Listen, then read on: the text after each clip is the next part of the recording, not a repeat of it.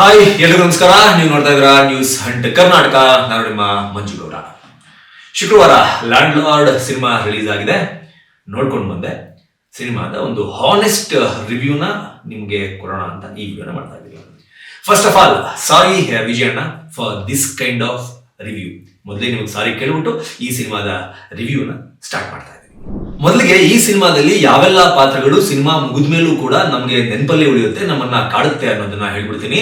First ನನ್ನ ಕಣ್ಣಿಗೆ ಪಾತ್ರವರ್ಗ ಅಂತ ಬಂದಾಗ ನನ್ನ ಕಣ್ಣಿಗೆ ಕಾಣೋದು ಸೀನಿಯರ್ ನಟಿ ಆಗಿರುವಂತಹ ಉಮಾಶ್ರೀ ಹಾಗೂ ದುನಿಯಾ ವಿಜಯ್ ಅವರ ಒಂದು ಕಾಂಬಿನೇಷನ್. ಈ ಇಬ್ಬರ ಕಾಂಬಿನೇಷನ್ ಇದೆಯಲ್ಲ, ನಿಜವಾಗ್ಲೂ ಅದ್ಭುತವಾಗಿ ಈ ಸಿನಿಮಾದಲ್ಲಿ ವರ್ಕ್ ಆಗಿದೆ. ಜಾಸ್ತಿ ಸ್ಕ್ರೀನ್ ಸ್ಪೇಸ್ ಇವರಿಬ್ಬರ ನಡುವೆ ಈ ಸಿನಿಮಾದಲ್ಲಿ ಇಲ್ಲದೆ ಇದ್ರೂ ಸಹ ಆರಂಭದಲ್ಲಿ ಉಮಾಶ್ರೀ ಅವರು ಬಂದು ಒಂದು ಕಿಡಿನ ಹಚ್ತಾರೆ. ಆ ಕಿಡಿ ಸಿನಿಮಾದ ಆರಂಭದಲ್ಲಿ ಅವರೇ ಬಂದು ಆ ಕಿಡಿನ ಆರಿಸ್ತಾರೆ ಅಂತ ಹೇಳ್ಬೋದು. ಈ ಇಬ್ಬರ ಪಾತ್ರ, ಈ ಇಬ್ಬರ ಕಾಂಬಿನೇಷನ್ ಅಷ್ಟರ ಮಟ್ಟಕ್ಕೆ ಅದ್ಭುತವಾಗಿ ವರ್ಕ್ ಆಗಿದೆ.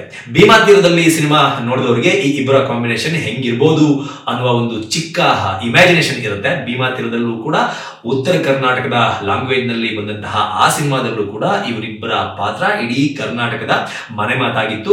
ಅಷ್ಟರ ಮಟ್ಟಕ್ಕೆ ಈ ಇಬ್ರು ಸಹ ಉತ್ತರ ಕರ್ನಾಟಕದ ಭಾಷೆಯನ್ನ ಡೆಲಿವರಿ ಮಾಡೋದ್ರ ಮೂಲಕ ಆ ಸಿನಿಮಾದಲ್ಲಿ ಅಭಿನಯಿಸಿದ್ರು. ಈ ಸಿನಿಮಾದಲ್ಲೂ ಸಹ ಅಂತಹದ್ದೇ ಅನುಭವ ನೋಡುವ ವೀಕ್ಷಕರಿಗೆ ಆಗೇ ಆಗುತ್ತೆ. ಆಕ್ಟಿಂಗ್ ಅಂದ್ರೆ ಏನು ಅನ್ನೋದನ್ನ ಇವರಿಬ್ಬರ ಒಂದಷ್ಟು ಕಾಂಬಿನೇಷನ್ ನ ಸೀನ್ಸ್ಗಳು ನಿಮಗೆ ತೋರಿಸುತ್ತೆ. ವರ್ಷಗಳ ಬೆಂಕಿ ಆರಬೇಕು ಅಂದ್ರೆ ರಕ್ತದ ಕೋಡಿ ಹರಿಲೇಬೇಕು. Next Raj B Shetty. ಹಳ್ಳಿಗಳ್ಗ ನಾವುಗಳೇ ಸರ್ಕಾರ. ಇವರಿಗೆ ಯಾವುದೇ ಪಾತ್ರ ಕೊಟ್ಟರು ಇಲ್ಲಿಯವರೆಗೂ ಈ ಸಿನಿಮಾದಲ್ಲಿ ಇವ್ರ ನಟನೆ ಚೆನ್ನಾಗಿಲ್ಲ, ಅವರು ಡಬ್ಬಾ ತರ ಆಕ್ಟಿಂಗ್ ಮಾಡಿದ್ದಾರೆ ಅಂತ ಯಾರು ಕೂಡ ಇಲ್ಲಿವರೆಗೂ ಹೇಳಿದ್ದನ್ನ ನಾನು ಕೇಳಿಸ್ಕೊಂಡಿಲ್ಲ. ಅಷ್ಟರ ಮಟ್ಟಕ್ಕೆ ತಾನು ಯಾವುದೇ ಪಾತ್ರವನ್ನ ಒಪ್ಕೊಂಡ್ರು ಸಹ ಆ ಪಾತ್ರಕ್ಕೆ ನ್ಯಾಯವನ್ನ ಒದಗಿಸ್ತಾರೆ.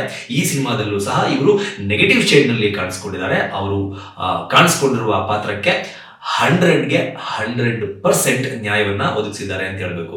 ಯಾಕೆ ಈ ಮಾತನ್ನ ಹೇಳ್ತಾ ಇದ್ದೀನಿ ಅಂತಂದ್ರೆ, ಈ ನೆಗೆಟಿವ್ ಶೇಡ್ ನಲ್ಲಿ ಲ್ಯಾಂಡ್ ಲಾರ್ಡ್ ಸಿನಿಮಾದಲ್ಲಿ ರಾಜ್ ಬಿ ಶೆಟ್ಟಿ ಅವರನ್ನ ನೋಡಿದಾಗ, ಅವರ ಪಾತ್ರವಾಗಿ ಅವರನ್ನ ನೋಡಿದಾಗ, ಅಂದ್ರೆ ಊರಿನ ದೊಡ್ಡ ದಣಿಯ ಮಗ ಚಿಕ್ಕ ದಣಿಯ ಪಾತ್ರವನ್ನ ನೋಡಿದಾಗ ನಿಜವಾಗ್ಲೂ ಸಿಗದು ತೋರಣ ಕಟ್ಬಿಡ್ಬೇಕು ಅಂತ ಸಿಟ್ಟು ಬರುವಷ್ಟರ ಮಟ್ಟಕ್ಕೆ ಆ ಪಾತ್ರದ ಒಳಗೆ ಹೊಕ್ಕು ಅಭಿನಯಿಸಿದ್ದಾರೆ ರಾಜ್ ಬಿ ಶೆಟ್ಟಿ. ಅದರಲ್ಲೂ ಕೆಲವೊಂದು ಆಕ್ಷನ್ ಸೀಕ್ವೆನ್ಸ್ಗಳಲ್ಲಿ ದುನಿಯಾ ವಿಜಯ್ ಅವರ ಲೆವೆಲ್ಗೆನೆ ಪೈಪೋಟಿಯನ್ನ ಕೊಡುವುದರ ಮೂಲಕ ತಾನು ಯಾವುದೇ ಪಾತ್ರವನ್ನ ಕೊಟ್ಟರು ಈ ಹಿಂದೆ ಯಾವ ರೀತಿ ಪ್ರೂವ್ ಮಾಡ್ಕೊಂಡಿದ್ರಲ್ಲ, ಅದೇ ರೀತಿ ಈ ಸಿನಿಮಾದಲ್ಲೂ ಸಹ ಚಿಕ್ಕ ದಣಿಯಾಗಿ ಒಂದು ಪಾತ್ರವನ್ನ ಮಾಡಿ ಅದರಲ್ಲಿ ಪ್ರೂವ್ ಮಾಡ್ಕೊಂಡಿದ್ದಾರೆ.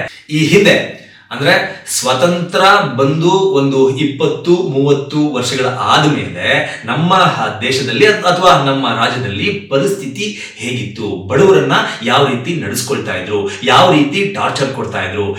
ಈಗಿನ ಕಾಲದ ಒಂದಷ್ಟು ಜೆನ್ಸಿ ಕಿಡ್ಸ್ಗಳು ಸಾಕಷ್ಟು ಜನ ಅಜ್ಜಂದ್ರು ಅಜ್ಜಿರು ಈ ಹಿಂದಿನ ಒಂದಷ್ಟು ಕಥೆಗಳನ್ನ ಹೇಳಿದಾಗ ಕೇಳಿಸ್ಕೊಂಡಿರ್ತೀರಾ, ನೋಡೋ ಭಾಗ್ಯ ಸಿಕ್ಕಿರಲ್ಲ ನಿಮಗೆ.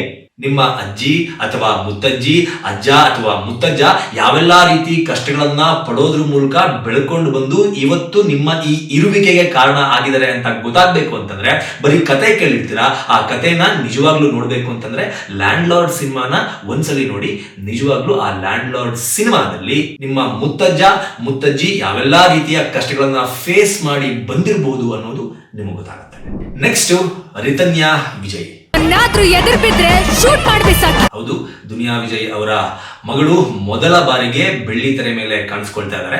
ಯಾವುದೇ ಒಬ್ಬ ನಟ ಆದ್ರೂ ಆಯ್ತು, ನಟಿ ಆದ್ರೂ ಆಯ್ತು, ಮೊದಲ ಸಿನಿಮಾ ಅಂತಂದಾಗ ಅವ್ರಿಗೆ ಒಂದು ಗ್ರೇಸ್ ಮಾರ್ಕ್ಸ್ ಇರುತ್ತೆ. ಅಂದ್ರೆ ಫಸ್ಟ್ ಸಿನಿಮಾ ಬಿಡುಗರು, ಇನ್ನು ಹೋಗ್ತಾ ಹೋಗ್ತಾ ತಿದ್ಕೋತಾರೆ, ಹೋಗ್ತಾ ಹೋಗ್ತಾ ಪಳಗ್ತಾರೆ ಅನ್ನೋ ಒಂದು ಗ್ರೇಸ್ ಮಾರ್ಕ್ಸ್ ಅಂತೂ ಮೊದಲು ನಟನೆ ಮಾಡುವ ನಟ ನಟಿ ಯಾರಿಗಾದ್ರೂ ಇದ್ದೇ ಇರುತ್ತೆ. ಆದ್ರೆ ಆ ಮಾತನ್ನ ರಿತನ್ಯಾ ವಿಜಯ್ ಅವರು ಸುಳ್ಳು ಮಾಡಿದ್ದಾರೆ ಅಂತ ಹೇಳ್ಬೇಕು. ಯಾಕಪ್ಪ ಅಂತಂದ್ರೆ ತಮ್ಮ ಮೊದಲ ಪ್ರಯತ್ನ ಈ ಲ್ಯಾಂಡ್ ಲಾರ್ಡ್ ನಲ್ಲಿ ಅವರೇ, ಅಂದ್ರೆ ಸ್ಟೋರಿಗೆ ಅಥವಾ ಕತೆಗೆ ಸಿನಿಮಾ ಅಷ್ಟೊಂದು ಬಿಗಿಯಾಗಿ ಸೀಟ್ ಮೇಲೆ ಪ್ರೇಕ್ಷಕರನ್ನ ಕೂರಿಸುತ್ತೆ ಅಂತಂದ್ರೆ ಮೇನ್ ಪಿಲ್ಲರ್ ಅವರೇ ಅಂತ ನನಗನ್ನಿಸ್ತು.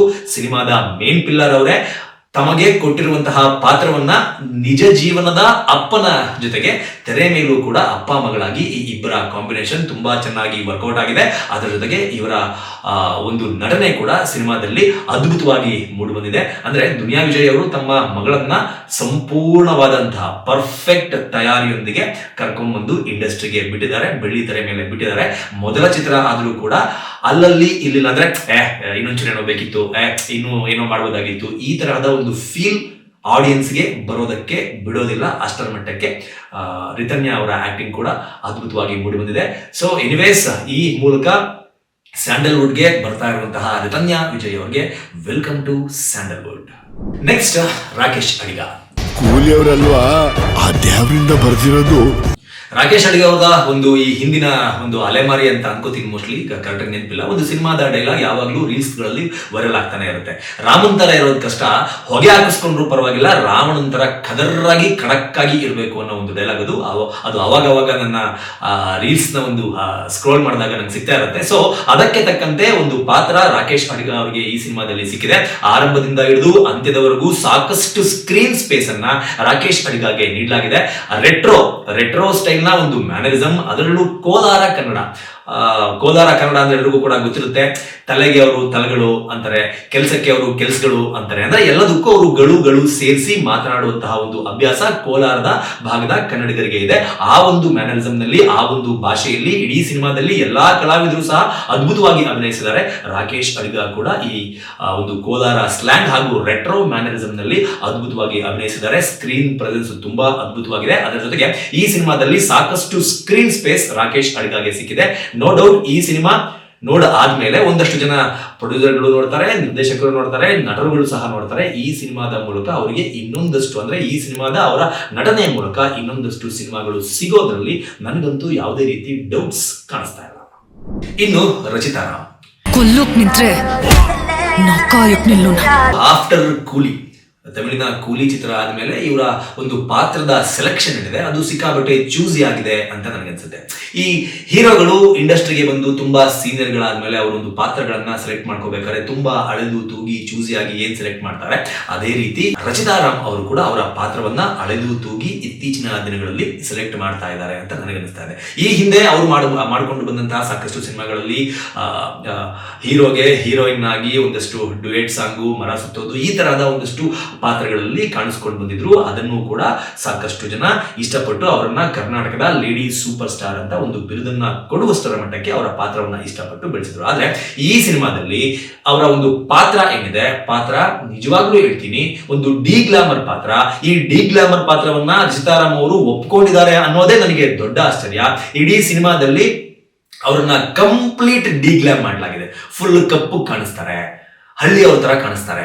ನಿಜವಾಗ್ಲೂ ಇದು ರಚಿತಾರಾಮ ಅಂತ ಕೆಲವೊಂದು ಅವರ ಪರ್ಫಾರ್ಮೆನ್ಸ್ ನೋಡಿದಾಗ ಇದು ನಿಜವಾಗ್ಲೂ ರಚಿತಾರಾಮ ಅವರೇನಾ ಅಂತ ಕನ್ಫ್ಯೂಸ್ ಆಗುವಷ್ಟರ ಮಟ್ಟಕ್ಕೆ ಒಂದು ಡಿ ಗ್ಲಾಮರ್ ರೋಲ್ ನಲ್ಲಿ, ಪಕ್ಕಾ ಹಳ್ಳಿ ಹೆಂಗಸಿನ ರೋಲ್ ನಲ್ಲಿ ಅವರು ಕಾಣಿಸ್ಕೊಂಡಿದ್ದಾರೆ. ಅವರು ಕೂಡ ತಮ್ಮ ಪಾತ್ರಕ್ಕೆ ಅದ್ಭುತವಾದಂತಹ ಅಭಿನಯವನ್ನ ಕೊಡುವ ಮೂಲಕ ನೆನಪಿನಲ್ಲಿ ಉಳಿಯುವಂತಹ ಪಾತ್ರಗಳಲ್ಲಿ, ಲ್ಯಾಂಡ್ ಲಾರ್ಡ್ ನಲ್ಲಿ ನೆನಪಿನಲ್ಲಿ ಉಳಿಯುವಂತಹ ಪಾತ್ರಗಳಲ್ಲಿ ಇವರ ಪಾತ್ರವೂ ಕೂಡ ಒಂದಾಗುತ್ತೆ ಅನ್ನೋದ್ರಲ್ಲಿ ನನಗೆ ಡೌಟೇ ಇಲ್ಲ. ಇಷ್ಟು ದಿನ ಸಾಕಷ್ಟು ಜನ ಅವರನ್ನ ಲೇಡಿ ಸೂಪರ್ ಸ್ಟಾರ್ ಅಂತ ಕರಿತಾ ಇದ್ರು, ಡಿಂಪಲ್ ಕ್ವೀನ್ ಅಂತ ಕರಿತಾ ಇದ್ರು. ಆಫ್ಟರ್ ಲ್ಯಾಂಡ್ ಲಾರ್ಡ್ ಈ ಚಿತ್ರವನ್ನ ನೋಡಿದ ನಂತರ ಅವರ ಫ್ಯಾನ್ಸ್ ಅವರಿಗೆ ಖದರ್ ಕ್ವೀನ್, ಖಡಕ್ ಕ್ವೀನ್ ಅಂತ ಕರೆದ್ರು ಕೂಡ ಆಶ್ಚರ್ಯ ಇಲ್ಲ ಅಂತ ಅನ್ಸುತ್ತೆ. ಅಷ್ಟರ ಮಟ್ಟಕ್ಕೆ ಕನ್ನಡದ ಒಂದು ಸಿನಿಮಾದಲ್ಲಿ ಮೊದಲ ಬಾರಿಗೆ ಕೈಯಲ್ಲಿ ಕೊಡ್ಲಿ, ಮಚ್ಚು ಈ ಎಲ್ಲವನ್ನೂ ಇಟ್ಕೊಂಡು ಹಳ್ಳಿಯಲ್ಲಿರುವ ಒಬ್ಬ ತಾಯಿ ತನ್ನ ಮಗಳಿಗೋಸ್ಕರ, ತನ್ನ ಗಂಡನಿಗೋಸ್ಕರ ಏನೇನೆಲ್ಲವನ್ನೂ ಮಾಡಬಹುದು, ಏನನ್ನು ಮಾಡೋದಕ್ಕೆ ಯಾವ ರೀತಿ ತಲೆ ಕೆಡಿಸ್ಕೊಳ್ಳಲ್ಲ ಹಳ್ಳಿ ಮಕ್ಕಳು ಅನ್ನೋ ಒಂದು ಪಾತ್ರಕ್ಕೆ ಇವರು ಮಾದರಿಯಾಗಿ ನಿಲ್ತಾರೆ ಅಂತ ನನಗನ್ಸುತ್ತೆ. ಇನ್ನ ಲಾಸ್ಟ್ ಅಂತಂದ್ರೆ ದುನಿಯಾ ವಿಜಯ್. ನಮ್ಮ ಹಕ್ಕುಗಳನ್ನ ಪಡ್ಕೊನಕ ಭಿಕ್ಷೆ ಬೇಡ್ಕೊಡ್ದು, ಎದಿಗಳಿಗೆ ಒದ್ದು ಕಿತ್ಕೊಂಬೇಕು. ಅವರ ಆಕ್ಟಿಂಗ್ ಬಗ್ಗೆ ಮಾತನಾಡುವಷ್ಟು ದೊಡ್ಡವನಲ್ಲ.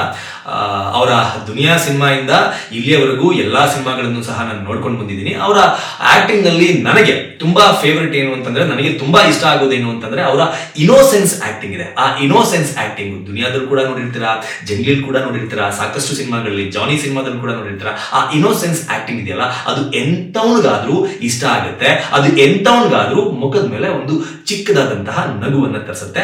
ಆ ಇನೋಸೆನ್ಸ್ ಇದರಲ್ಲೂ ಕೂಡ ಕಾಣಿಸಿದೆ. ಅದ್ಭುತವಾಗಿ ಇನ್ನೋಸೆನ್ಸ್ ಪಾತ್ರದಲ್ಲಿ ಅವರು ಕಾಣಿಸ್ಕೊಂಡಿದ್ದಾರೆ. ಅದ್ರ ಜೊತೆಗೆ ಆಕ್ಷನ್ ಅಂತ ಬಂದಾಗ ಕನ್ನಡ ಇಂಡಸ್ಟ್ರಿಗೆ ಹೊಸ ಆಯಾಮದ, ಹೊಸ ತಲೆಮಾರಿನ ಆಕ್ಷನ್ ಗಳನ್ನ ಅಥವಾ ಈ ರೀತಿನೂ ಆಕ್ಷನ್ ಸೀಕ್ವೆನ್ಸ್ ಗಳಲ್ಲಿ ಹೀರೋಗಳು ಕಾಣಿಸ್ಕೋಬಹುದು ಅನ್ನೋದನ್ನ ತೋರಿಸಿಕೊಟ್ಟಿದ್ದೆ ನಟ ದುನಿಯಾ ವಿಜಯ್ ಅವರು. ಈ ಹಿಂದೆ ಅಪ್ಪು ಸರ್ ಕೂಡ ದುನಿಯಾ ವಿಜಯ್ ಅವರ ಆಕ್ಷನ್ ಅನ್ನ ನೋಡಿ ಇನ್ಸ್ಪೈರ್ ಆಗಿ ಬಿಂದಾಸ್ ಸಿನಿಮಾದಲ್ಲಿ ನಾನು ಆ ರೀತಿಯ ಆಕ್ಷನ್ ಅನ್ನ ಮಾಡೋದಕ್ಕೆ ಮನ್ಸ್ ಮಾಡಿದ್ದೆ ಅಂತ ಸ್ವತಃ ಪುನೀತ್ ರಾಜ್ಕುಮಾರ್ ಅವರೇ ಹೇಳ್ಕೊಂಡಿದ್ರು. ಅಷ್ಟರ ಮಟ್ಟಕ್ಕೆ ಇದರಲ್ಲೂ ಸಹ ಅವರ ಆಕ್ಷನ್ ಇಂಪ್ಯಾಕ್ಟ್ ಮಾಡುತ್ತೆ. ಜೊತೆಗೆ ಈ ಹಿಂದೆ ಸಾಕಷ್ಟು ಸಿನಿಮಾಗಳಲ್ಲಿ ಮಾಡರ್ನೈಸ್ ಆಗಿ ಆಕ್ಷನ್ ಅನ್ನ ಮಾಡೋದನ್ನ ನೋಡಿದ್ರೆ, ಈಗ ಕೋಲಾರದಲ್ಲಿ ಯಾವುದೋ ಒಂದು ಚಿಕ್ಕ ಹಳ್ಳಿನಲ್ಲಿ ಪಂಚೆ ಕಟ್ಕೊಂಡು ದೊಗ್ಲಂ ಪಗ್ಲ ಚಡ್ಡಿ ಹಾಕೊಂಡು ದುನಿಯಾ ವಿಜಯ್ ಅವರು ಅದೇ ಕದರಲ್ಲಿ ಅದೇ ತರ ಖಡಕ್ ಆಗಿ ಆಕ್ಷನ್ ಸೀಕ್ವೆನ್ಸ್ ಗಳನ್ನ ಮಾಡಿದ್ರೆ ಹೆಂಗಿರುತ್ತೆ ಅನ್ನೋದನ್ನ ಈ ಸಿನಿಮಾದಲ್ಲಿ ನೋಡಿ ತಿಳಿದುಕೊಳ್ಬಹುದು. ಅವರ ಫ್ಯಾನ್ಸ್ಗಂತೂ ಆಕ್ಷನ್ ಸೀಕ್ವೆನ್ಸ್ ಅಂತ ಬಂದಾಗ ಹಬ್ಬನೇ ಆಗುತ್ತೆ ಈ ಸಿನಿಮಾ. ಅದರಲ್ಲೂ ನಾನು ಆರಂಭದಲ್ಲೇ ಹೇಳಿದಂಗೆ ಇವರಿಗೆ ಭಾಷೆಯ ಮೇಲೆ ಇದೆಯಲ್ಲ ಒಂದು ಹಿಡಿತ, ಆ ಹಿಡಿತ ಎಷ್ಟರ ಮಟ್ಟಕ್ಕಿದೆ ಅಂತಂದ್ರೆ ಕರ್ನಾಟಕದ ಯಾವುದೇ ಸ್ಲ್ಯಾಂಗ್ ಅನ್ನ ಕೊಟ್ಟರು, ಉತ್ತರ ಕರ್ನಾಟಕದಿಂದ ಹಿಡಿದು ದಕ್ಷಿಣ ಕರ್ನಾಟಕ, ಕರಾವಳಿ ಕರ್ನಾಟಕ, ಕೋಲಾರ ಕರ್ನಾಟಕ, ಯಾವುದೇ ಸ್ಲ್ಯಾಂಗ್ ಅನ್ನ ಕೊಟ್ಟರು ನೋ ಡೌಟ್ ಅದ್ಭುತವಾಗಿ ಅದನ್ನ ಡೆಲಿವರಿ ಮಾಡ್ತಾರೆ ಅಂತ ಹೇಳ್ಬೇಕು. ಎಲ್ಲೂ ಕೂಡ ಚಿಕ್ಕ ಫಂಬಲ್ನೆಸ್ಸು ಇಲ್ಲ. ಅಷ್ಟು ಅದ್ಭುತವಾಗಿ ಕೋಲಾರ ಭಾಗದ ಕನ್ನಡವನ್ನ ಸ್ಕ್ರೀನ್ ಮೇಲೆ ಪ್ರೆಸೆನ್ಸ್ ಮಾಡಿದ್ದಾರೆ. ಅದರಲ್ಲೂ ಒಂದು ಸೀನ್ ಇದೆ, ಚಪ್ಪಲಿಯಲ್ಲಿ ಹೊಡೆಸ್ಕೊಳ್ಳೋದು, ಜೊತೆಗೆ ಚಪ್ಪಲಿ ಹಾರನ ಹಾಕಿಸ್ಕೊಳ್ಳೋದು. ನಂಗೆ ನಿಜವಾಗ್ಲೂ ಆಶ್ಚರ್ಯ ಆಯ್ತು. ಕನ್ನಡದ ಒಬ್ಬ ಸ್ಟಾರ್ ನಟ, ಅದರಲ್ಲೂ ತನ್ನ ಜೂನಿಯರ್ಸ್ಗಳ ಕೈಯಲ್ಲಿ, ಜೂನಿಯರ್ ನಟರುಗಳ ಕೈಯಲ್ಲಿ ಚಪ್ಪಲಿ ಹೊಡಿಸ್ಕೊಳ್ಳೋದು, ಚಪ್ಪಲಿ ಹಾರ ಹಾಕಿಸ್ಕೊಳ್ಳೋದಕ್ಕೆ ಒಂದು ಸ್ವಲ್ಪ ಕೂಡ ಈ ಮನುಷ್ಯ ಹೆಸಿಟೇಟೇ ಮಾಡ್ಕೊಂಡಿಲ್ಲ. ಅಂದ್ರೆ ಒಬ್ಬ ನಟ ಎಷ್ಟು ಸೀನಿಯರ್ ಆದ್ರೂ, ಎಂತ ಸ್ಟಾರ್ ಆದ್ರೂ, ನಟನೆ ಅಂತ ಬಂದಾಗ, ನಿರ್ದೇಶಕ ಇದನ್ನ ಬೇಕು ಅಂತ ಕೇಳಿದಾಗ ಒಂದು ಸ್ವಲ್ಪ ಕೂಡ ಹೆಸಿಟೇಷನ್ ಇಲ್ಲದೇನೆ ಜೂನಿಯರ್ಸ್ ಕೈಲಿ ಚಪ್ಪಲಿ ಹೊಡಿಸ್ಕೊಳ್ಳೋದು, ಚಪ್ಪಲಿ ಹಾರ ಹಾಕಿಸ್ಕೊಳ್ಳೋದು ನಿಜವಾಗ್ಲೂ ಕಷ್ಟದ ಕೆಲಸ. ಆದ್ರೆ ಸಿನಿಮಾಗ ಬೇಕು ಅಂತಂದಾಗ ವಿಜಯ್ ಅವರು ಅದನ್ನ ಮಾಡಿ ತೋರಿಸಿದ್ದಾರೆ. ನಿಜವಾಗ್ಲೂ ಆ ಸೀನನ್ನ ನೋಡಿದಾಗ ನನಗೆ ಹ್ಯಾಟ್ಸ್ ಆಫ್ ಗುರು ಅಂತ ಅನ್ಸಿದಂತು ಸತ್ಯ. ಇನ್ನ ಸಿನಿಮಾದ ಸಂಗೀತ ಅಂತ ಬಂದ್ರೆ ಅಜನೀಶ್ ಬಿ ಲೋಕನಾಥ್ ಈ ಹಿಂದಿನ ಎಲ್ಲಾ ಸಿನಿಮಾಗಳಂತೆ ಇದರಲ್ಲೂ ಸಹ ಮೋಡಿ ಮಾಡಿದ್ದಾರೆ. ನಿಂಗವ್ವ ನಿಂಗವ್ವ ಎನ್ನುವ ಒಂದು ಸಾಂಗ್ ಆಲ್ರೆಡಿ ಹಿಟ್ ಆಗಿದೆ. ಆ ಸಾಂಗ್ ಅನ್ನ ಬಿಟ್ಟು ಮಿಕ್ಕುಳಿದಂತಹ ಒಂದಷ್ಟು ಏನು ಸಾಂಗ್ಸ್ ಬರುತ್ತೆ ಅಷ್ಟೊಂದು ಇಂಪ್ಯಾಕ್ಟ್ ಮಾಡಲಿಲ್ಲ, ನನಗೆ ಅಷ್ಟೊಂದು ಇಷ್ಟ ಆಗಲಿಲ್ಲ. ಆದ್ರೆ ಬ್ಯಾಕ್ ಗ್ರೌಂಡ್ ಸ್ಕೋರ್ ಏನಿದೆ, ಬ್ಯಾಕ್ ಗ್ರೌಂಡ್ ಸ್ಕೋರ್ ನಿಜವಾಗ್ಲೂ ಅದ್ಭುತವಾಗಿ ಮೂಡಿ ಬಂದಿದೆ. ಇನ್ನು ಮುಂದಕ್ಕೆ ರೀಲ್ಸ್ ಮಾಡೋರಿಗೆ ಅಥವಾ ಮಾಸ್ ಆಡಿಯನ್ಸ್ಗೆ, ಒಂದಷ್ಟು ವಿಡಿಯೋ ಮಾಡೋರಿಗೆ, ಡಿಜಿಟಲ್ ಮೀಡಿಯಾದಲ್ಲಿ ಕಂಟೆಂಟ್ ಮಾಡೋರಿಗೆ ಈ ಬ್ಯಾಕ್ ಗ್ರೌಂಡ್ ಮ್ಯೂಸಿಕ್ ಇದೆಯಲ್ಲ, ಈ ಬ್ಯಾಕ್ ಗ್ರೌಂಡ್ ಮ್ಯೂಸಿಕ್ ಮುಂದಿನ ದಿನಗಳಲ್ಲಿ ಅವರಿಗೆ ಆಹಾರ ಆಗಿ ಸಿಗುತ್ತೆ ಅಂತಂದ್ರೆ ತಪ್ಪಾಗಲ್ಲ. ಒಂದು ಹೊಸ ಆಯಾಮದ, ಒಂದು ಹೊಸ ರೀತಿಯ ಟ್ಯೂನ್ಗಳನ್ನ ಅಥವಾ ಸಂಗೀತವನ್ನ ಈ ಸಿನಿಮಾದಲ್ಲಿ ಅಜನೀಶ್ ಬಿ ಲೋಕನಾಥ್ ಅವರು ನೀಡಿದ್ದಾರೆ, ಗೆದ್ದಿದ್ದಾರೆ. ಇನ್ನು ಈ ಸಿನಿಮಾದ ನಿರ್ದೇಶಕ ಜಡೇಶ್ ಆರಂಭದಲ್ಲಿ ಜೆಂಟಲ್ಮನ್, ಅದಾದ ಮೇಲೆ ಗುರು ಶಿಷ್ಯರು, ಅದಾದ ಮೇಲೆ ಕಾಟೇರಾಕ್ಕೆ ಇವರು ಕತೆ ಬರೆದಿದ್ರು. ಅದಾದ ಮೇಲೆ ಲ್ಯಾಂಡ್ ಲಾರ್ಡ್ಗೆ ಕಂಪ್ಲೀಟ್ ಆಗಿ ಮತ್ತೆ ನಿರ್ದೇಶನವನ್ನ ಮಾಡಿದ್ದಾರೆ. ಈ ಹಿಂದಿನ ಇವರ ಎಲ್ಲಾ ಸಿನಿಮಾಗಳು ಅಂದ್ರೆ ಇವರು ಪಾಲ್ಗೊಂಡಿರುವಂತಹ ಕತೆಗಾರನಾಗಿ ಬರೆದಂತಹ ಕಾಟೇರಾ ಕೂಡ ಸೂಪರ್ ಹಿಟ್, ನಿರ್ದೇಶನ ಮಾಡಿದಂತಹ ಗುರು ಶಿಷ್ಯರು ಹಾಗೂ ಜೆಂಟಲ್ಮನ್ ಕೂಡ ಹಿಟ್ ಸಿನಿಮಾಗಳೇ. ಆ ಹಿಟ್ ಸಿನಿಮಾಗಳ ಲಿಸ್ಟ್ಗೆ ಇದು ಕೂಡ ಸೇರ್ಕೊಳ್ಳುತ್ತೆ. ಸಿನಿಮಾದಿಂದ ಸಿನಿಮಾಗೆ ಇವರ ಇಂದಿನ ಸಿನಿಮಾಗಳನ್ನ ನೋಡ್ಕೊಂಡು ಬಂದ್ರೆ ಈ ಸಿನಿಮಾದಲ್ಲಿ ಇನ್ನಷ್ಟು ಪಳಗಿದ್ದಾರೆ ಅನ್ನೋದು ಸಿನಿಮಾದ ಕತೆ ಹಾಗೂ ಮೇಕಿಂಗ್ ನ ನೋಡಿದ್ರೇನೆ ಗೊತ್ತಾಗುತ್ತೆ. ಅಷ್ಟು ಅದ್ಭುತವಾಗಿ ನಿರ್ದೇಶನದಲ್ಲಿ ಪಳಗಿದ್ದಾರೆ. ಒಂದು ಅದ್ಭುತವಾದಂತಹ ಪ್ರಾಡಕ್ಟ್ ಅನ್ನ, ಹಳ್ಳಿಯ ಸೊಗಡು ಇರುವಂತಹ ಪ್ರಾಡಕ್ಟ್ ಅನ್ನ ಕನ್ನಡ ಚಿತ್ರ ರಸಿಕರಿಗೆ ಕೊಟ್ಟಿದ್ದಾರೆ ಅಂತ ನನಗನ್ಸುತ್ತೆ. ಆದ್ರೆ ಈ ಮನುಷ್ಯ ಜಾಸ್ತಿ ಮಾತನಾಡೋದನ್ನ ನಾನಂತೂ ನೋಡೇ ಇಲ್ಲ. ಕನ್ನಡದಲ್ಲಿ ಕಿತ್ತೋಗಿರೋ ಸಿನಿಮಾಗಳನ್ನ ಮಾಡಿರುವಂತ ಡೈರೆಕ್ಟರ್, ಕಿತ್ತೋಗಿರೋ ಸಿನಿಮಾಗಳನ್ನ ಮಾಡ್ತಾ ಇರುವಂತಹ ಡೈರೆಕ್ಟರ್ ಕ್ಯಾಮ್ರಾಗಳ ಮುಂದೆ ಬಂದು, ಮೀಡಿಯಾಗಳ ಮುಂದೆ ಬಂದು ಇಲ್ಲದೆ ಬಲ್ಲದೆ ಇರೋ ಪೋಸ್ಗಳನ್ನೆಲ್ಲ ಕೊಟ್ಕೊಂಡು ಏನ್ ಬಿಲ್ಡಪ್ಗಳನ್ನ ಕೊಟ್ಕೋತಾರೆ. ನೀವು ಇಂಥ ಅದ್ಭುತವಾದಂತಹ ಸಿನಿಮಾ ಕಟ್ಕೊಟ್ಟಿದ್ದೀರಾ, ಒಂದು ಅದ್ಭುತವಾದಂತಹ ಮೇಕಿಂಗ್ ನ ಮಾಡಿದಿರಾ, ಆದ್ರೆ ಹೊರಗಡೆ ಡಿಜಿಟಲ್ ಮೀಡಿಯಾದಲ್ಲಿ ಎಲ್ಲೂ ನಿಮ್ ಸೌಂಡೇ ಕೇಳಿಸ್ತಿಲ್ಲ. ಕಿತ್ತೋಗಿರೋ ಸಿನಿಮಾ ಮಾಡಿದವರೇ ಅಷ್ಟೊಂದು ಬಿಲ್ಡಪ್ ಕೊಡ್ಕೋಬೇಕಾದ್ರೆ ಇಂಥ ಅದ್ಭುತವಾದ ಸಿನಿಮಾ ಮಾಡಿದ್ರಿ ಸ್ವಾಮಿ, ಸ್ವಲ್ಪ ನಿಮಗೆ ನೀವು ಬಿಲ್ಡಪ್ ಕೊಡಿ. ಅಟ್ಲೀಸ್ಟ್ ನಿಮಗೆ ನೀವು ಬಿಲ್ಡಪ್ ಕೊಟ್ಕೊಂಡಿಲ್ಲ ಅಂತಂದ್ರು ನಿಮ್ ಸಿನಿಮಾಗಾದ್ರೂ ಬಿಲ್ಡಪ್ ಕೊಟ್ಟು ಮಾತಾಡಿ. ನಿಮ್ ಸಿನಿಮಾಗೆ ಬಿಲ್ಡಪ್ ಕೊಟ್ಟು ಮಾತಾಡೋದ್ರಲ್ಲಿ ತಪ್ಪೇ ಇಲ್ಲ. ಅಷ್ಟು ಅದ್ಭುತವಾದಂತಹ ಒಂದು ಕಂಟೆಂಟ್ ಅನ್ನ ಕನ್ನಡ ಚಿತ್ರರಸಿಕರಿಗೆ ಕೊಟ್ಟಿದ್ದೀರಾ. ಆದ್ರೆ ನನಗೆ ಬೇಜಾರಾಗಿದೆ ಏನ್ ಗೊತ್ತಾ, ಇಂಥ ಅದ್ಭುತ ಸಿನಿಮಾನ ಮಾಡಿ ಪ್ರಮೋಷನ್ ನ ಮಾತ್ರ ಡಬ್ಬಾ ತರ ಮಾಡಿದ್ದಾರೆ. ಅದ್ಯಾವನು ಈ ಸಿನಿಮಾದ ಡಿಜಿಟಲ್ ಪ್ರಮೋಷನ್ ನ ಮಾಡಿದ್ನೋ ನನಗಂತೂ ಗೊತ್ತಿಲ್ಲ. ಅವನು ಹೊಟ್ಟೆಗೆ ಏನ್ ತಿಂತಾನೆ ಅಂತ ನನಗೆ ಗೊತ್ತಿಲ್ಲ. ಪ್ರಮೋಷನ್ ನ ಮಾತ್ರ ಡಬ್ಬಾ ತರ ಮಾಡಿದ್ದಾನೆ. ಡಿಜಿಟಲ್ ಯುಗ ಇದು. ಮುಂಚೆ ಆದ್ರೆ ಚಾನಲ್ಗಳಿಗೆ ಕೊಡ್ಬೇಕಾಗಿತ್ತು, ಎಂಟರ್ಟೈನ್ಮೆಂಟ್ ಚಾನಲ್ಗಳು ಕೊಡ್ಬೇಕಾಗಿತ್ತು, ಅದ್ ಬಿಟ್ರೆ ಬೇರೆ ಆಪ್ಷನ್ ಇರಲಿಲ್ಲ, ಪೇಪರ್ಗಳಿಗೆ ಕೊಡ್ಬೇಕಾಗಿತ್ತು. ಆದ್ರೆ ಇವಾಗ ಜಸ್ಟ್ ಚಿಟಕಿ ಹೊಡೆಯೋದ್ರಲ್ಲಿ ತಮ್ಮ ತಮ್ಮ ಕಂಟೆಂಟ್ ಅನ್ನ ಡಿಜಿಟಲ್ ಮೀಡಿಯಾದಲ್ಲಿ ಯಾರಿಗೆ ಮುಟ್ಟಿಸ್ಬೇಕು ಅಂತ ಡಿಸೈಡ್ ಮಾಡಿದ್ರೆ ಅವ್ರಿಗೆ ಮುಟ್ಟಿಸ್ಬೋದು. ಆದ್ರೂ ಕೂಡ ಈ ಸಿನಿಮಾದ ಡಿಜಿಟಲ್ ಪ್ರಮೋಷನ್ ಅನ್ನ ಅದ್ಯಾವ ಡಬ್ಬ ನನ್ನ ಮಗ ಮಾಡ್ದ ಗೊತ್ತಿಲ್ಲ, ನಿಜವಾಗ್ಲೂ ಅಸಹ್ಯವಾಗಿ ಮಾಡಿದಾನೆ. ಯಾಕೆ ಅಂತೀರಾ? ಕೋಣನಕುಂಟೆಯಲ್ಲಿರೋ ಒಂದು ಮಾನಸ ಥಿಯೇಟರ್ಗೆ ನಾನು ಹೋಗಿದ್ದೆ. ಲಿಟ್ರಲಿ 30-40% ಮೊದಲ ಶೋಗೆ ಆಕ್ಯುಪೆನ್ಸಿ ಇತ್ತು. ಅದನ್ನ ನೋಡಿದಾಗ ನಿಜವಾಗ್ಲೂ ನನಗೆ ಹೊಟ್ಟೆ ಎಲ್ಲ ಉರಿದೋಯ್ತು. ಇಂಥ ಸಿನಿಮಾ, ಇಂಥ ಕಲಾವಿದರ ದಂಡಿದೆ, ಇಂಥ ಒಂದು ಅದ್ಭುತವಾದಂತಹ ಕಂಟೆಂಟ್ ಅನ್ನ ಕನ್ನಡ ಸಿನಿಮಾಗೆ ಕೊಟ್ಟಿದ್ದಾರೆ. ಎಲ್ಲೂ ಕೂಡ ಬೋರ್ ಹೊಡ್ಸಲ್ಲ. ಈ ಸಿನಿಮಾಗೆ, ಇಂಥ ಸಿನಿಮಾಗೆ ಜಸ್ಟ್ 30-40% ಆಕ್ಯುಪೆನ್ಸಿ ಅಂತಂದ್ರೆ ಪ್ರಮೋಷನ್ ಇನ್ಯಾವ ಮಟ್ಟಕ್ಕೆ ಕೆಟ್ಟದಾಗಿ ಮಾಡಿರಲ್ಲ, ಯೋಚನೆ ಮಾಡಿ. ಈ ಹಿಂದಿನ ಲಾಸ್ಟ್ 2 ಸಿನಿಮಾಗಳನ್ನ ತಗೊಂಡ್ರೆ ದುನಿಯಾ ವಿಜಯ್ ಅವರದು ಸಲಗ ಹಾಗೂ ಭೀಮಾ ಸೂಪರ್ ಡೂಪರ್ ಹಿಟ್ ಸಿನಿಮಾಗಳು. ಈ 2 ಸೂಪರ್ ಹಿಟ್ ಸಿನಿಮಾಗಳು ಆದ್ಮೇಲೆ ಬಂದಂತಹ ಲ್ಯಾಂಡ್ ಲಾರ್ಡ್ ಸಿನಿಮಾ ಬಗ್ಗೆ ಅವರ ಫ್ಯಾನ್ಸ್ ಗಾಗ್ಲಿ ಕನ್ನಡ ಆಡಿಯನ್ಸ್ ಗಾಗ್ಲಿ ಎಕ್ಸ್ಪೆಕ್ಟೇಷನ್ ಎಷ್ಟರ ಮಟ್ಟಕ್ಕೆ ಇರುತ್ತೆ. ಆ ಎಕ್ಸ್ಪೆಕ್ಟೇಷನ್ ಅನ್ನ ಇವರು ಪ್ರಮೋಷನ್ ನಲ್ಲಿ ರೀಚ್ ಮಾಡಿದಾರ, ಸಿನಿಮಾದಲ್ಲಿ ರೀಚ್ ಮಾಡಿದಾರ, ಆದ್ರೆ ಪ್ರಮೋಷನ್ ನಲ್ಲಿ ರೀಚ್ ಮಾಡಿದಾರ? ನೋ, ಪ್ರಮೋಷನ್ ನಲ್ಲಿ ಯಾವುದೇ ಕಾರಣಕ್ಕೂ ರೀಚ್ ಮಾಡಿಲ್ಲ. ಅದಕ್ಕೆ ಸಾಕ್ಷಿನೇ ಇದು. ಇವತ್ತು ಕನ್ನಡ ಇಂಡಸ್ಟ್ರಿನಲ್ಲಿ ಸೂಪರ್ ಸ್ಟಾರ್ಗಳು ಅಂತ ಹುಡುಕಿದ್ರೆ ಬೆರಳಲ್ಲಿ ಎಣಿಸ್ಬಿಡ್ಬೋದು, 1, 2, 3, 4, 5, 6 ಅಂತ.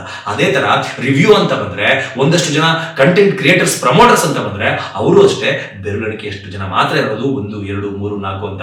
ನನಗೆ ಹೋಗಿ ಇಂಥ ಸಿನಿಮಾ, ಒಂದು ಅದ್ಭುತವಾದಂತಹ ಸಿನಿಮಾ ಬಂದಿದೆ, ಹೆಂಗಿದೆ ಪಬ್ಲಿಕ್ ಒಪಿನಿಯನ್, ಹೆಂಗಿದೆ ರಿವ್ಯೂ ಅಂತ ನಾನು ಹೋಗಿ ಯೂಟ್ಯೂಬ್ ನಲ್ಲಿ ಚೆಕ್ ಮಾಡಿದ್ರೆ ರಿವ್ಯೂ ಈ ಸಿನಿಮಾಗೆ ಮಾಡಿರೋದು ಕೇವಲ 3 ಜನ. ಒಂದು ಕಾಟಾ ಅರುಳ್, ಇನ್ನೊಂದು ಮೈ ನೇಮ್ ಈಸ್ ಮಧು, ಇನ್ನೊಂದು ಥರ್ಡ್ ಐ ಸುಬ್ರಹ್ಮಣ್ಯ ಅಂಡಿಗೆ. ಅದಾದ್ಮೇಲೆ ಈಗ ನಾನು ಮಾಡ್ತಾ ಇದ್ದೀನಿ ನನ್ನದು 4ನೇ ವಿಡಿಯೋ. ಇಂತಹ ಅದ್ಭುತವಾದಂತಹ ಸಿನಿಮಾಗೆ 4 ಜನ ರಿವ್ಯೂ ಕೊಟ್ಟಿರೋದು. ಇದನ್ನ ಯಾವನಾದ್ರೂ ಪ್ರಮೋಷನ್ ಅಂತಾನ? ಈ ರೀತಿ ಯಾವನಾದ್ರೂ ಪ್ರಮೋಷನ್ ಮಾಡ್ತಾನ? ದಯವಿಟ್ಟು ವಿಜಯಣ್ಣ, ಅದಕ್ಕೆ ನಾನು ವಿಡಿಯೋ ಸ್ಟಾರ್ಟಿಂಗ್ ಅಲ್ಲೇ ನಾನು ನಿಮಗೆ ಸಾರಿ ಕೇಳ್ಬಿಟ್ಟೆ. ಈ ವಿಚಾರ ನಿಮಗೆ ಬೇಜಾರು ತರಿಸ್ಬೋದು ಅಂತಾನೆ ನಾನು ಈ ವಿಡಿಯೋ ಸ್ಟಾರ್ಟಿಂಗ್ ಅಲ್ಲೇ ಸಾರಿ ಕೇಳಿದೆ. ಆದ್ರೆ ನನಗೆ ಈ ವಿಚಾರನ ಹೇಳೋದಕ್ಕೆ ಯಾವುದೇ ರೀತಿ ಅಂಜಿಕೆ ಇಲ್ಲ ಅಣ್ಣ. ಯಾಕೆ ಅಂತಂದ್ರೆ, ದಯಮಾಡಿ ಇಂಥ ಅದ್ಭುತ ಸಿನಿಮಾನ ಮಾಡಿರ್ತೀರಾ, ಅವನು ಯಾರು ಡಿಜಿಟಲ್ PR ಕೆಲಸನ ಮಾಡಿದಾರಲ್ಲ ಅವ್ನು ಕಳ್ಕೊಳ್ಳೋದೇನು ಇಲ್ಲ. ಇದರಿಂದ ಏನಾದ್ರು ಡ್ಯಾಮೇಜ್ ಆದ್ರೆ ಕಳ್ಕೊಂಡ್ರೆ ನೀವು ಕಳ್ಕೋಬೇಕು ಅಥವಾ ಪ್ರೊಡ್ಯೂಸರ್ ಕಳ್ಕೋಬೇಕು. ಈ ತರ ಒಳ್ಳೆ ಸಿನಿಮಾಗಳನ್ನ ಮಾಡುವಂತಹ ಪ್ರೊಡ್ಯೂಸರ್ಸ್ಗೆ ಸಿನಿಮಾನ ಕೊಡಿ. ಈ ತರಹ ಒಳ್ಳೆಯ ಸಿನಿಮಾಗಳನ್ನ ಪ್ರಮೋಟ್ ಮಾಡಿ ಜನರಿಗೆ ಮುಟ್ಟಿಸುವ ಡಿಜಿಟಲ್ PR ಗಳಿಗೆ ನಿಮ್ಮ ಪ್ರಮೋಷನ್ ಅನ್ನು ಕೊಡಿ. ಈಗ ಯಾವನ್ ಕೊಟ್ಟಿದ್ದಾರಲ್ಲ ನಿಜವಾಗ್ಲೂ ಈ ಸಿನಿಮಾನ ಅದ್ಭುತವಾಗಿ ಪ್ರಮೋಷನ್ ಮಾಡಿಲ್ಲ. ಅದಕ್ಕೆ ಸಾಕ್ಷಿನೇ ನಾನು ಹಾಕಿದಂತಹ ಈ ವಿಡಿಯೋ. ಸೂಪರ್ ಸ್ಟಾರ್ ರಜನಿಕಾಂತ್ ಅವರಿಂದ ಹಿಡಿದು ಕನ್ನಡದ ದೊಡ್ಡ ದೊಡ್ಡ ಸೂಪರ್ ಸ್ಟಾರ್ ಗಳಿಂದ ಹಿಡಿದು ಯಾರೇ ಆದ್ರೂ ಅಷ್ಟೇ, ಅವ್ರು ಸಿನಿಮಾ ಮಾಡ್ತಾ ಇದ್ದಾರೆ ಅಂತಂದ್ರೆ ಆ ಸಿನಿಮಾನ ಜನರಿಗೆ ಮುಟ್ಟಿಸುವಂತಹ ಕೆಲಸವನ್ನ ಸಿನಿಮಾ ರಿಲೀಸ್ ಆಗೋದಕ್ಕಿಂತ ಮುಂಚೆ ಮಾಡ್ತಾರೆ. ಈವನ್ ರಜನಿಕಾಂತ್ ಅವರಾಗ್ಲಿ, ಯಾಕೆ ನಾನು ರಜನಿಕಾಂತ್ ಅವ್ರನ್ನ ಎಕ್ಸಾಂಪಲ್ ಆಗಿ ತಗೋತಾ ಇದ್ದೀನಿ ಅಂದ್ರೆ, ದುನಿಯಾ ವಿಜಯ್ ಅವರಿಗೆ ರಜನಿಕಾಂತ್ ಅಂದ್ರೆ ಅಷ್ಟು ಪಂಚಪ್ರಾಣ. ಅಂತಹ ರಜನಿಕಾಂತ್ ಇಂಡಿಯಾದ ಸೂಪರ್ ಸ್ಟಾರ್ ಆದ್ರೂ ಕೂಡ ಅವರ ಪ್ರತಿ ಸಿನಿಮಾದ ಪ್ರಮೋಷನ್ ಅನ್ನ ಅವರು ಹೆಂಗ್ ಮಾಡ್ತಾರೆ, ನಾನು ಸೂಪರ್ ಸ್ಟಾರ್ ಆಗಿದ್ದೀನಿ ಗುರು, ನನ್ನ ಸಿನಿಮಾ ರಿಲೀಸ್ ಆಗಿದ ತಕ್ಷಣ ನೋಡ್ತಾರೆ ಅಂತ ಅವರು ಕೂಡ ಸುಮ್ಮನೆ ಬಿಡಲ್ಲ. ಸೂಪರ್ ಸ್ಟಾರ್ ರಜನಿಕಾಂತ್ ಕೂಡ ಅದ್ಭುತವಾದಂತಹ ಸಿನಿಮಾನ ಮಾಡಿ ಪ್ರಮೋಷನ್ ಅನ್ನ ನೆಟ್ಟಗೆ ಮಾಡ್ದಲೆ ಮನೆಯಲ್ಲಿ ಕೂತ್ಕೊಂಡ್ರೆ ಅವ್ರ ಸಿನಿಮಾ ಕೂಡ ಓಡಲ್ಲ. ಸೊ ಲ್ಯಾಂಡ್ ಲಾರ್ಡ್ ಸಿನಿಮಾದ ವಿಚಾರದಲ್ಲೂ ಕೂಡ ಪ್ರಮೋಷನ್ ನ ವಿಚಾರದಲ್ಲಿ ಅದೇ ಆಗಿದೆ ಅಂತ ನನಗೆ ಅನ್ಸುತ್ತೆ. ಆಫ್ಟರ್ ದಿಸ್ ಅಂದ್ರೆ ಇವತ್ತಿನ ಶೋಗಳ ಆದ್ಮೇಲೆ, ನಾನು ಬುಕ್ ಮೈ ಶೋ ನಲ್ಲೂ ನೋಡಿದೆ, ತುಂಬಾ ಬೇಜಾರಾಯ್ತು. ಇವತ್ತಿನ ಈ ಶೋಗಳಾದ್ಮೇಲೆ ಮೌತ್ ಪಬ್ಲಿಸಿಟಿಯಿಂದ ಒಂದಷ್ಟು ಜನ ಥಿಯೇಟರ್ಗೆ ಬರಬೇಕು. ಅದರ ಜೊತೆಗೆ ನಮ್ಮಂತ ರಿವ್ಯೂಗಳನ್ನ ಕೊಡುವಂತಹ ರಿವ್ಯೂವರ್ಸ್ ಏನಿದ್ದಾರೆ ಅವರು ಕೂಡ ಒಂದಷ್ಟು ಜನರಿಗೆ ತಲುಪಿಸುವಂತಹ ಪ್ರಯತ್ನವನ್ನ ಮಾಡಬೇಕು. ಬಿಟ್ರೆ ಡಿಜಿಟಲ್ PR ಈ ಸಿನಿಮಾದ ಪ್ರಮೋಷನ್ ಅನ್ನ ಗಬ್ಬೆಬ್ಬಿಸಿ ಇಟ್ಟಿದ್ದಾನೆ, ಅದರಲ್ಲಿ ಯಾವುದೇ ರೀತಿಯ ಡೌಟ್ ಬೇಡ. ಸೊ ಇದಿಷ್ಟು ಲ್ಯಾಂಡ್ ಲಾರ್ಡ್ ಚಿತ್ರದ ರಿವ್ಯೂ ಆಗಿತ್ತು. ಯಾರೆಲ್ಲ ಲ್ಯಾಂಡ್ ಲಾರ್ಡ್ ಚಿತ್ರವನ್ನ ನೋಡಿದಿರಲ್ಲ ಅವರಿಗೆ ನನ್ನದೊಂದು ರಿಕ್ವೆಸ್ಟ್, ದಯವಿಟ್ಟು ಈ ಸಿನಿಮಾದ ಬಗ್ಗೆ ಒಂದಷ್ಟು ಮೌತ್ ಪಬ್ಲಿಸಿಟಿಯನ್ನ ಮಾಡುವಂತಹ ಜವಾಬ್ದಾರಿ ನಿಮ್ಮ ಮೇಲಿದೆ. ಅದರ ಜೊತೆಗೆ ಯಾರೆಲ್ಲ ಈ ಸಿನಿಮಾನ ನೋಡಿಲ್ಲ, ದಯವಿಟ್ಟು ಥಿಯೇಟರ್ಗೆ ಹೋಗಿ ಈ ಸಿನಿಮಾನ ನೋಡಿ. ಈ ಸಿನಿಮಾ ಏನಾದ್ರೂ ನಿಮಗೆ ಇಷ್ಟ ಆಗಿಲ್ಲ ಅಂತಂದ್ರೆ ಸ್ಕ್ರೀನ್ ಮೇಲೆ ನನ್ನ ನಂಬರ್ ಇದೆ, ಫೋನ್ ಮಾಡ್ಬಿಟ್ಟು ನನಗೆ ಹೇಳಿ, ಗುರು ನೀನ್ ಹೇಳ್ದಂತ ಸಿನಿಮಾ ಗೊತ್ತೇ ನನಗೆ ಇಷ್ಟ ಆಗಿಲ್ಲ ಅಂತ, ನಿಮ್ ಟಿಕೆಟ್ ದುಡ್ಡನ್ನ ನಾನು ವಾಪಸ್ ಹಾಕ್ತೀನಿ. ನಮಸ್ಕಾರ.